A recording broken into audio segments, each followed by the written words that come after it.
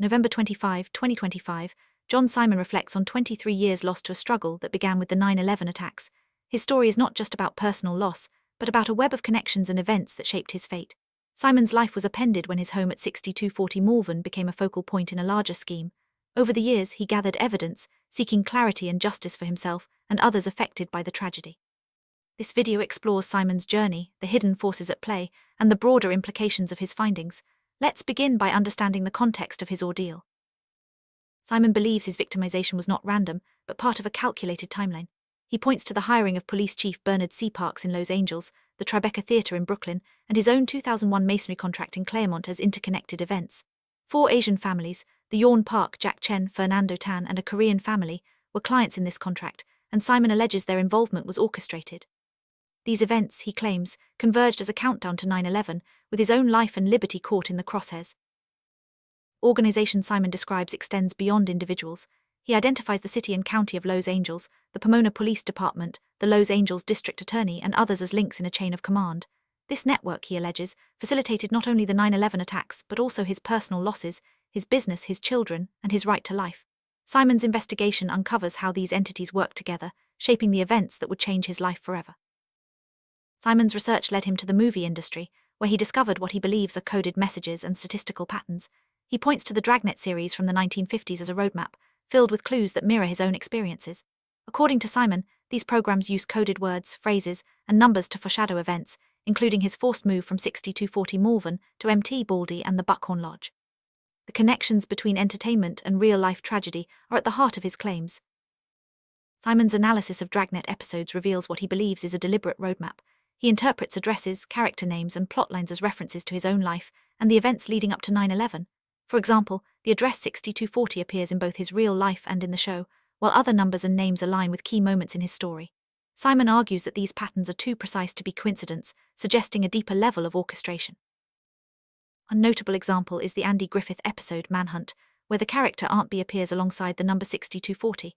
Simon moved into his Malvern home in 1996, a detail he connects to coded references in the show.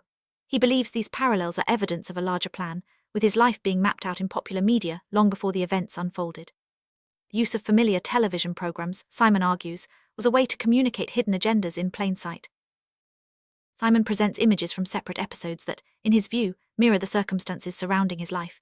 He points to coded words, statistical calculations, and references to his 2001 Tribeca contract. The Parks family, the forced move from Malvern, and the arrival at Buckhorn Lodge are all reflected in the show's narrative. Simon interprets these as deliberate signals, reinforcing his belief in a hidden agenda operating through mainstream entertainment. Other evidence comes from images showing addresses that Simon believes form a roadmap. The journey from family court in Los Angeles to 6240 Malvern to the 401 post office box in MT Baldy, and finally to Buckhorn Lodge is mapped out both in his life and in the Dragnet series. Simon interprets calculations involving these addresses as coded references to the events leading up to 9/11, reinforcing his theory of a premeditated plan. Simon delves into the numerical patterns he finds in the images and episodes.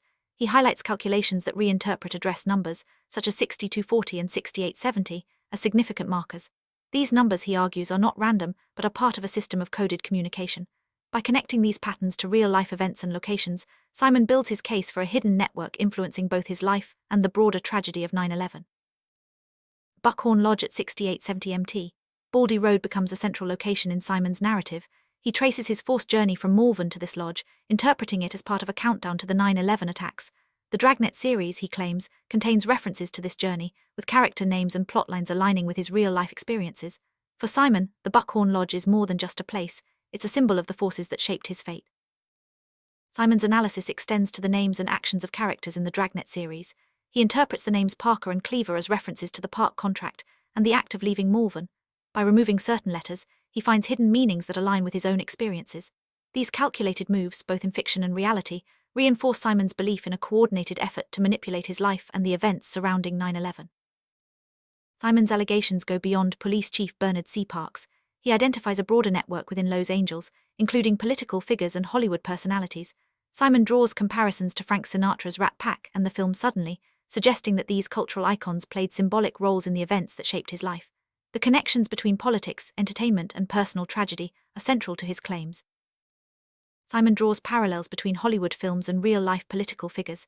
He notes the resemblance between actor Sterling Hayden and former Mayor James Hahn, as well as the roles played by other mayors in Los Angeles.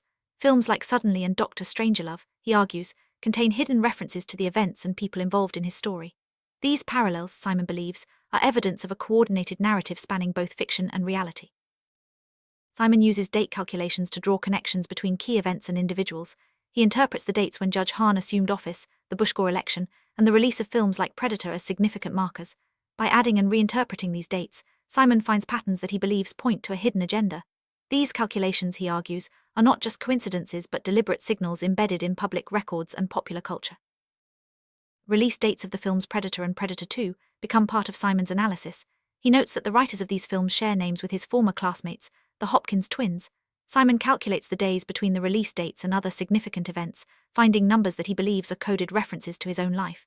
These connections, he argues, further support his theory of a coordinated effort involving both Hollywood and real-world actors. Simon discusses the political landscape of Los Angeles and California, focusing on the rise of minority politicians and the influence of labor unions. He describes this as the New Tammany Hall Brigade, a coalition that, in his view, orchestrated a socially organized civil war. Simon connects these political maneuvers to historical events like the Irish hunger strike and the election of mayors from diverse backgrounds. These developments, he argues, set the stage for the events that would impact his life.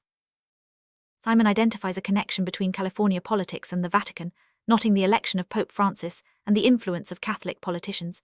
He traces the careers of figures like Richard Riordan and Tom Hayden, linking their actions to broader trends in state and national politics. For Simon, these connections are part of a larger pattern of orchestration, with religious and political institutions working together to shape events. Simon alleges that the buildup of personnel in Los Angeles and California constitutes violations of the RICO Act. He describes a pattern of predicate acts that, in his view, amount to domestic terrorism. Simon's investigation points to a coordinated effort by political and legal entities to target individuals like himself, using the machinery of government to further their own interests. These allegations form a central part of his call for restitution and justice. Simon has compiled his evidence and shared it on platforms like YouTube, under channels such as at JSR Shistory Reports and at Universabound 321. He believes that the totality of his findings corroborates his allegations and demands that the state and its political leaders provide restitution.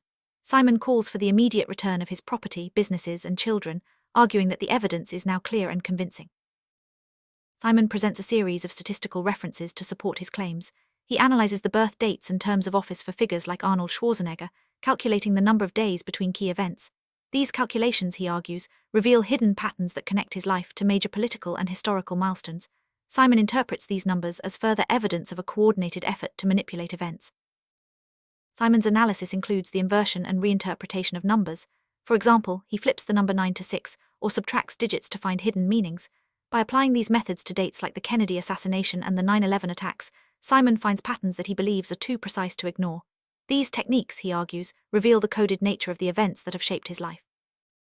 Simon connects major crimes, elections, and personal milestones through his statistical analysis.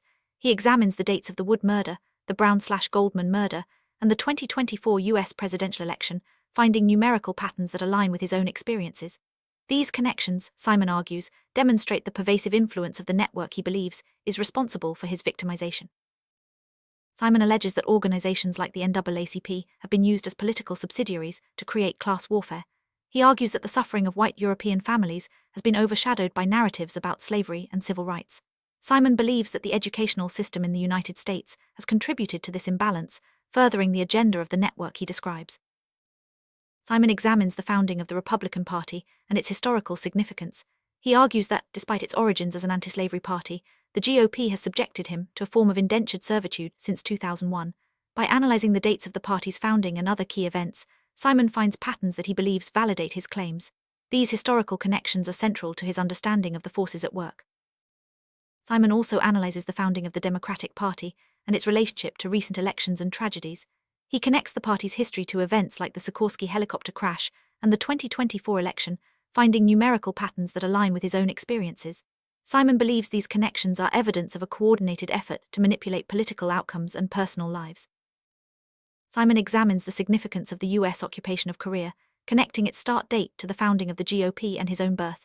By analyzing the number of days between these events, Simon finds patterns that he interprets as coded references to the events that have shaped his life. These international connections, he argues, are part of the broader network he seeks to expose. Simon applies mathematical formulas to the addresses and phone numbers of his attorneys, finding patterns that he believes are significant. He interprets these numbers as coded references to key events, such as the 9/11 attacks and his own victimization. By combining these formulas, Simon builds a case for the deliberate orchestration of his legal struggles. Simon alleges that his attorneys, Stephen Shirley and Beverly Quinn, were complicit in a scheme to abduct his children. He analyzes their addresses, phone numbers, and retainer fees, finding numerical patterns that he believes are evidence of their involvement. Simon's claims highlight the depth of his mistrust and the complexity of the network he describes. Simon calls on the 911 compensation fund to honor his investigation and provide restitution for his injuries and losses. He describes himself as a native New Yorker who was used as a pawn in a RICO scheme, subjected to ritual torture and forced service. Simon's demand for justice is rooted in his belief that the evidence is now clear and undeniable. Simon draws connections between the Watergate break-in and the 9/11 attacks, analyzing the number of days between these events. He interprets the results as coded references to his own experiences, reinforcing his belief in a hidden network of influence. These historical parallels, Simon argues, demonstrate the long-standing nature of the forces at work. Simon reiterates his belief that the Dragnet series contains a roadmap of his life, from his birth in 1961 to the loss of his freedom after 2001. He argues that the images, statistics, and dialogue in the show mirror the events that have shaped his life. For Simon, the Dragnet series is more than entertainment, it's a coded record of a hidden agenda. Simon presents an image from the 1953 Dragnet episode The Big Thief, which he believes matches the description of a person he encountered at Mt. Baldy Lodge in 2001. This connection, he argues, is further evidence of the show's predictive power and its role in mapping out his life. The parallels between fiction and reality are central to Simon's claims. Another image comes from the 1951 Dragnet episode The Human Bomb, featuring a map that Simon believes matches his own journey from Little Hocking, Ohio, to an apartment complex where he was abducted in 1969. These visual parallels, Simon argues, are not coincidental, but part of a larger pattern of coded messaging in popular media. Simon presents an image of three mayors, whom he believes are celebrating their victory over New York through the 9/11 attacks. He interprets this as a symbolic assumption of rights over his family and himself, reinforcing his belief in a coordinated effort to victimize him. The image, for Simon, is a powerful representation of the forces he has struggled against. Simon describes his life as one of forced service, used as a marker for political schemes like Watergate and 9/11. He believes that his experiences are part of a larger pattern of ritualized victimization, orchestrated by powerful networks in politics and entertainment. Simon's call for justice is rooted in his conviction that the truth is now in plain sight. Simon asserts that the entire Dragnet series, from its early black and white episodes to its later color installments, contains a coded record of his life and the events leading up to 9/11. He believes that the show's images, dialogue, and statistics are all part of a hidden roadmap, guiding both his personal journey and the broader tragedy that unfolded. Simon's story is one of profound loss, not just of property and business, but of family, freedom, and the right to pursue happiness. He believes that these losses were not accidental, but the result of a deliberate campaign by powerful interests. Simon's investigation seeks to bring these injustices to light and demand accountability from those responsible. The heart of Simon's report is a call for restitution. He demands the return of his property, businesses, and children, as well as recognition of the injuries and losses he has sustained. Simon's appeal is directed at the state of California and its political leaders, whom he holds responsible for the injustices he has endured. Simon believes that the evidence he has gathered is clear and convincing. From statistical analyses to coded messages in popular media, he argues that the patterns are undeniable. Simon's investigation is a testament to his determination to uncover the truth and seek justice for himself and others affected by the events of 9/11. As Simon continues his investigation, he acknowledges that his story is still unfolding. The search for justice and restitution is ongoing, and new evidence may yet come to light. Simon's journey is a reminder of the enduring impact of 9/11 and the importance of seeking truth, no matter how complex or challenging the path may be. Looking back on 23 years of struggle, Simon reflects on the lessons he has learned. He acknowledges the pain and loss, but also the clarity and purpose that have come from his investigation. Simon's story is one of resilience in the face of adversity and a testament to the power of perseverance in the pursuit of justice. Simon's investigation raises important questions about the nature of power, influence, and accountability. His story challenges us to consider the ways in which hidden networks can shape individual lives and national tragedies. The search for truth, Simon argues, is not just a personal journey, but a collective responsibility. Simon's plea for justice is rooted in his belief that the truth must be acknowledged and addressed. He calls on political leaders, legal authorities, and the public to recognize the evidence and take action. Simon's story is a call to conscience, urging us all to stand up for what is right. Despite the challenges he has faced, Simon remains committed to moving forward. He continues to seek justice, share his story, and advocate for others who have been affected by similar injustices. Simon's journey is a reminder that the pursuit of truth and justice is a lifelong endeavor. The legacy of Simon's investigation is one of courage, determination, and an unwavering commitment to the truth. His story challenges us to look beyond the surface, question the narratives we are given, and seek out the hidden forces that shape our world. As we conclude this journey, we are reminded that the truth, though sometimes obscured, is always worth pursuing.